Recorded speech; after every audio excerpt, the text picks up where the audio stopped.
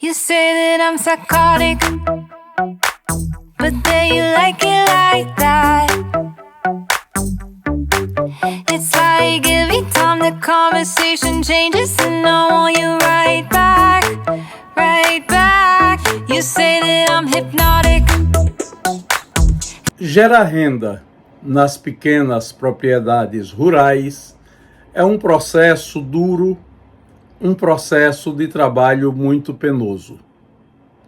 Antônio Saracura, escritor, nos revela como na sua infância, vivendo no povoado Terra Vermelha, no município de Itabaiana, estado de Sergipe, o seu pai, pequeno sitiante, liderava o trabalho na propriedade e envolvia todos os seus filhos.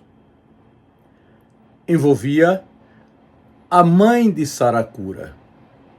Enfim, toda a família cuidava dos afazeres de plantar mandioca, de plantar milho, de plantar feijão, enfim, de plantar cereais, de fazer farinha, colocar esses produtos no mercado e gerar a renda que a família necessitava para sobreviver e para educar os filhos.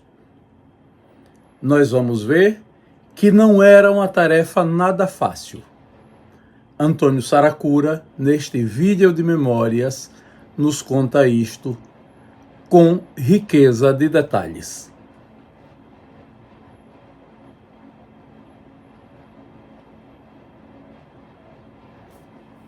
Papai era um homem fechado, focado demais no objetivo de manter a família. Ele começava a chover, ninguém ficava trabalhando, corria para dentro de casa. Ele pegava a enxada e passava 1 hora dentro da maior chuva do mundo, abrindo regos para a água fluir, para não levar a terra arável da malhada, que é uma terra de ouro puro. Se você furar ali 10 metros, só vai encontrar areia para encontrar a primeira pedra. Uma terra espetacular. Todo aquele meio de terra onde nosso sítio está, a agricultura é eterna, tem que botar adubo. Então ele era focado. Então, se ele percebia que o dinheiro da feira estava fraco, ele sempre tinha, dentro do planejamento dele, uma tira de mandioca pronta para arrancar. E por que tinha? Porque lá 2 anos atrás calculou certo e plantar. Então ele arrancava a mandioca, fazia farinha e ele mesmo levava para vender ou chamava um dos negociantes, se fosse uma época de muito trabalho. Então, ele tinha um momento de carinho. Eu me lembro papai com os filhos pequenos no braço, ensinando a montar de cavalo e tudo mais. Mas ninguém ousasse desobedecer papai, não. Uma vez eu brincando com um cabresto no curral, que eu fui soltar o cavalo numa capineira lá, e vinha com o cabresto rodando, o cabresto escapou do meu dedo. Minha irmã me contou isso aí. E ele pegou o tanjo no ar, pelo vento, e caiu em cima do telhado. E era inacessível o telhado. O cabresto era uma ferramenta, era um objeto indispensável para quem cria cavalo, para pegar o cavalo de volta que estava comendo capim. Como é que eu ia trazer para a porta? E na manhã seguinte ele precisava pegar o cavalo para ir para a cidade, comprar um remédio, que era quem cuidava de tudo, esse mundo de coisas. Aí ele é que decidia, a mamãe dizia, olha, essa menina está na época de entrar na escola de corte e costura em Itabaiana. Aí eu dizia, não, eu preciso dela aqui. E ela dizia, tem que entrar, tem que entrar. Aí na semana seguinte, aí ele com a menina na garupa, na segunda-feira de manhã, em vez de trabalhar, levando a menina para estudar corte e costura. Então, aí no dia seguinte, ele procurando cabresto para tudo que é lado, eu nem me lembrava mais de cabresto. Aí, rapaz, esse cabresto não é possível. Aí começou a se lembrar, rapaz, ô Tony, vem cá, cadê o cabresto que eu mandei você soltar o cavalo lá, você deixou lá, foi? Eu digo, aí Marinês, que era a gerente, aí falou, pai, você não vai bater nele não, só que o cabresto está lá em cima do telhado. Ele botou na mão rodando, aí ele assim, não, vou bater, cinturão. Aí foi lá, pegou o cabresto. Então era rigoroso, para ele não deixar passar não. Ele batia até a gente. Eu nunca apanhei justamente não, porque eu sempre fiz mais do que mereci. Agora, eu sempre fiz muito mais mal feito do que a surra que eu peguei. Tinha um saldo favorável a mim. Mas tinha irmão meu que não comia terra.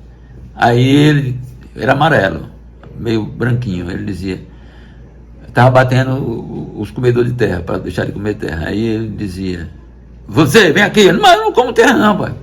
Vem aqui apanhar porque você está amarelo demais. Apanhava também. Aí o cara ainda hoje, dos irmãos, ainda hoje tem uma dó, assim, um pouco de tristeza. Então ele era rigoroso e mamãe era condescendente. Mamãe via futuro. Mamãe dizia, olha, esse Tonho não presta para trabalhar na enxada não, comigo, né? Ele tem que arrumar uma outra coisa para fazer. Mas que peste eu vou fazer para esse menino? Eu levo para o pasto. Para ele, como é que ele vai fazer lá no pasto? Se for para prestar atenção ao gado, ele fica cochilando, olhando os passarinhos. Então, não tem o que fazer não. Aí mamãe começava tentando descobrir, por que não bota na escola de Bernadette de Dona, aquela escola de nível superior lá do povoado. Tinha a escola primária, que eu já sabia mais do que depois de muito sofrer para aprender a ler, eu fui aprendendo de uma hora para outra, debaixo de medo até de apanhar. Aí, bota na escola de Bernadette de Dona, rapaz, que é sua prima, ali no Cajueiro. Não boto não. Aí na semana seguinte, eu ele lá na casa da Bernadette de Dona. Bernadette, trouxe aqui esse menino para você ensinar um pouco mais. Aí depois, mesmo assim, aí mamãe começava a visualizar.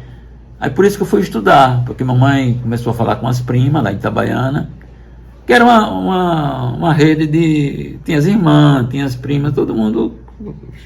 Mamãe não sabia, porque morava no meio do mato, era uma índia perdida lá no meio do mato, mas ela tinha as fornecedoras de informação na cidade. O que é que eu faço com esse menino, pelo amor de Deus? Então, ela era uma apaixonada pela história, pelo povo dela, assim, exageradamente.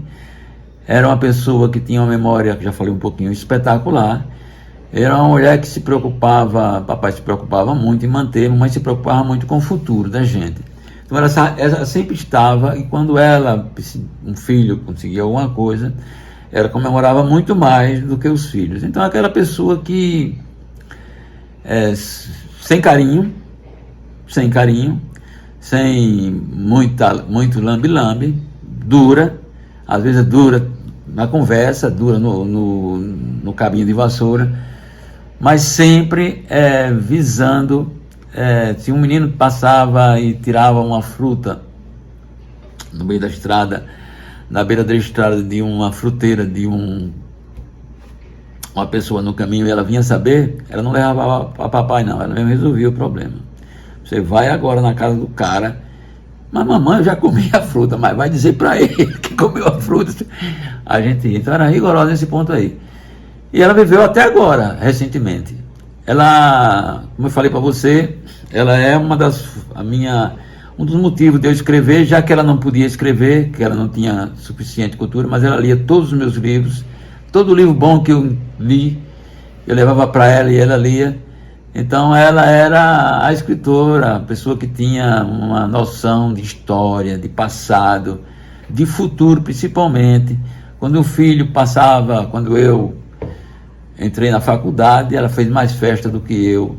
Quando eu entrei na Petrobras, ela fez mais festa do que eu. E assim, ela vai. Agora no fim da vida a gente ia para os médicos com ela, ela parava a sala de recepção dos médicos para fazer vergonha a gente. Dizia, olha, tá vendo esse filho meu aí bonitão? Aí a mulher, eu não estou vendo direitinho, a mulher lá toda.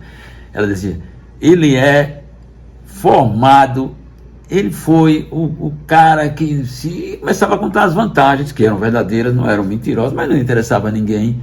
Quando ela chegava, ela dava muito extrovertida, ela não se conformava em ficar calada, ela dava bom dia a todo mundo, ninguém respondia.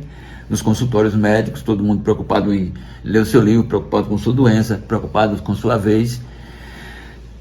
Aí ela, quando saía, uma hora ou duas depois, até o médico vinha levar ela na porta, abraçada a ela, e ela, todo mundo do consultório, todo mundo é um modo de falar, todo mundo que já estava na área de espera do consultório, dizia, Florita, que prazer imenso ter ficado com você esse pouquinho. Ela transmitia esse sentimento de vida feliz, mesmo depois de passar.